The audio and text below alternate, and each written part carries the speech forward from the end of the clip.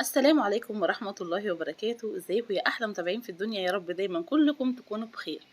النهارده بقى هنعمل ايه مع بعض؟ هنعمل البيتزا. انا النهارده معايا كيلو من الدقيق، معايا كوبايه الا ربع من لبن البودره، معايا كيس من الخميره، ومعايا بيضايه، ومعايا علبه زبادي، ومعايا معلقه من الزعتر، ومعلقه من السكر الكبيره، ومعلقه صغيره من الملح. ومعايا كمان نص كوباية زيت، ومعايا معلقتين من السمنة البلدي، ودي تركة مهمة قوي قوي. احنا هنا ضفنا المكونات الجافة مع بعض. الدقيق معايا اهوت في البولة بتاعتي، وعليه اللبن وعليه الخميرة، وكمان عليه الزعتر والملح والسكر، وهقلبهم في بعض كده الاول. قلبي كده كويس قوي، خليهم كده يندمجوا مع بعض. وبعد كده معايا مية فترة وهنزل بيها. انا تقريبا الكيلو هياخد معايا حوالي كوبايتين ونص من المية. تمام، انا هقلب الاول بالمعلقة قبل ما ابدأ اعجنها. انا كده حطيت كوبايتين ونص من المية الفترة، مش السخنة، مية فترة دافية خفيف قوي.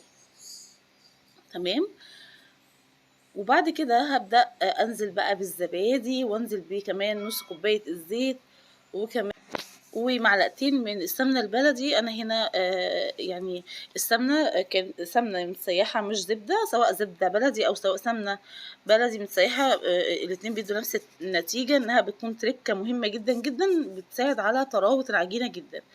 وكمان بيضاية كده صغيرة هنلم بيها العجين. هبدأ دلوقتي أعجن العجينة بإيديا كويس قوي، وأنا بحب أكمل العجين بتاعها على الرخامة عشان أكون متملكاها كويس قوي. اعجني بقى فيها كويس جدا، لمي كل المكونات كلها، اعجنيها كويس. لو حسيتي انك محتاجة شوية دقيق ماشي، ممكن تزودي، بس انا يعني ما زودتش حاجة، لان انا عايزاها تبقى بتلزق شوية كده. ممكن احط على وشها شوية زيت كده عشان نلم التلزيقة دي. تمام، وهنسيبها في البولة ونغطيها بالاسترتش ونسيبها انها تخمر حوالي نص ساعة تخمر. احنا في الصيف الجو حر، فطبعا بتخمر بسرعة جدا، مش محتاجين نحطها في فرن سخن ولا حاجة، وهي كده هتخمر لوحدها. انا بقى جبت هنا اربع طماطميات كده حلوين، وبصلاية وفصين توم، وحطيت عليهم شوية مية وسبتهم يغلوا على البوتاجاز لحد ما يعني اتسلقوا جامد جدا. بعد كده نزلت بيهم في الكبة. انزلي في الكبة بقى وعصريهم كويس، وهو ده القوام اللي انا عايزاه. وانزلي بقى بمعلقة من السكر، ومعلقة ملح، ومعلقة صغيرة من الفلفل الاسود، ومعلقة صغيرة من الزعتر. هي دي الصلصة بتاعتي اللي انا هحطها على وش البيتزا بتاعتي. تمام، دي صلصة البيتزا. خلاص نركنها على جنب عشان تهدى، ونيجي للعجينة اللي خمرت معانا. بصوا بقى كده اهي، شايفين هي كانت بتلزق وما زودتلهاش دقيق، عادي جدا. هي طبعا هي احلى حاجه انها تكون بتلزق شويه، وزي ما قلت لكم بنحط على وشها شويه زيت، بتخليها انها ما تكونش بتلزق، يعني تبقى كويسه. بس التلزيقه دي بتخلي العجين نفسه بيبقى طري مش ناشف. زي ما احنا شايفين كده نبدا نكورها بقى. الكيلو دقيق بالنسبه لك على حسب احجام البيتزا اللي انت عايزاها. حددي الحجم بتاع كل بيتزايه. انا قسمتها لاربع بيتزات زي ما احنا شايفين كده. انا برضه احطها هنا على الرخامه. انا دهنه ايدي زيت علشان ما تلزقش في ايدي. وببدا احط كل الكور كده جنب بعض. ادي الكوره الثالثه اللي فيها كده، وكوريها وحطيها. واخر كوره بقى للبيتزا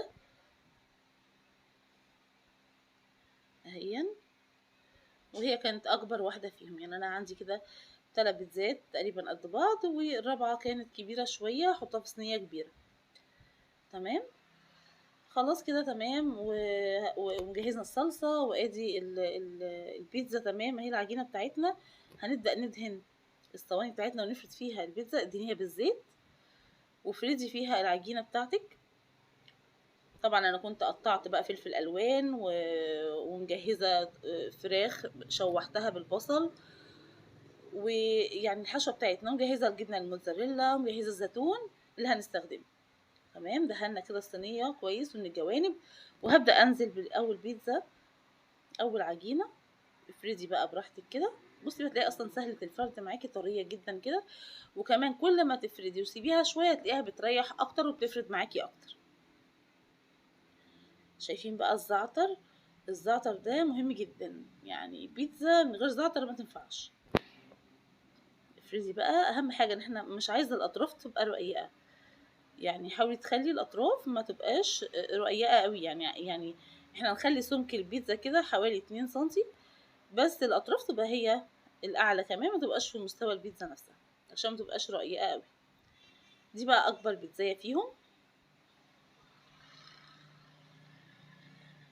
زي ما انتم شايفين كده، شايفين ما شاء الله حجم البيتزا دي كمان كانت تقدر ينفع تتفرد في صينيه اكبر، يعني لو انتي حابه ترققيها عن كده. انا هنا لقيت قطعه كده من الزعتر قشايه كده صغيره، فانا شلتها.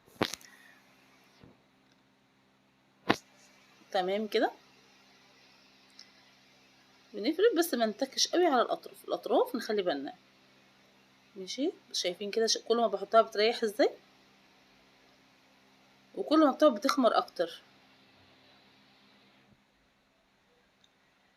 بصوا انا بحاول اتخن شويه، اخلي الاطراف سميكه شويه، وجبت شوكه علشان العجينه معايا ما تنفخش كده وتبقى زي العيش، لان طبعا فيها خميره.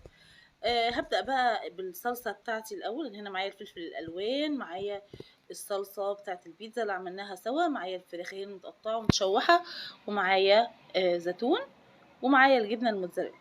هنبدأ الأول نحط الصلصة بتاعتنا زي ما انتم شايفين كده، هنوزعها كويس قوي بالفرشة.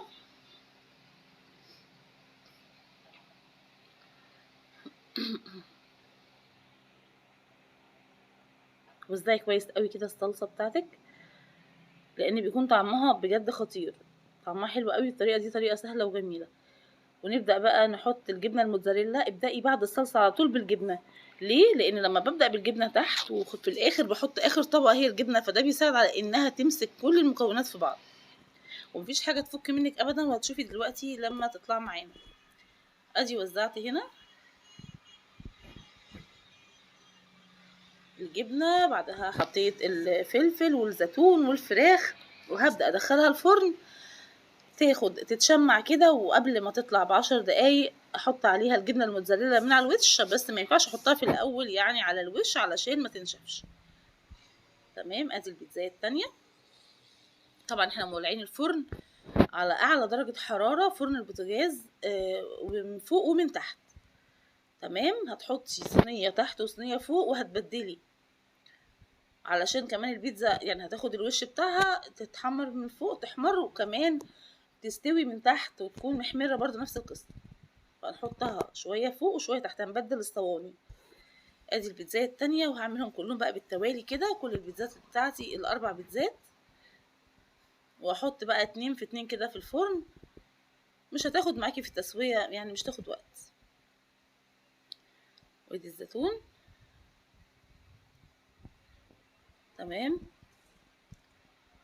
بصوا شايفين العجينه بتنفخ معانا ازاي، قد ايه العجين كان حلو قوي قوي، من الزبده البلدي او السمنه البلدي بتخليها فيها طراوه مش طبيعيه، طبعا مع الزبادي ومع البيض.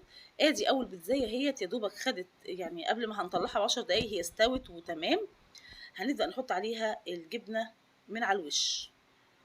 تمام كده، شايفين كده اللون بتاعها جميل ازاي، لونها ذهبي وتحفه جدا، مش قادره اقول لكم على الطعم وجمالها كان عامل ازاي. ما تقولوش بقى بيتزا بره ولا اي حاجه، طعمها رهيب، اعملوها وشوفوا الطعم.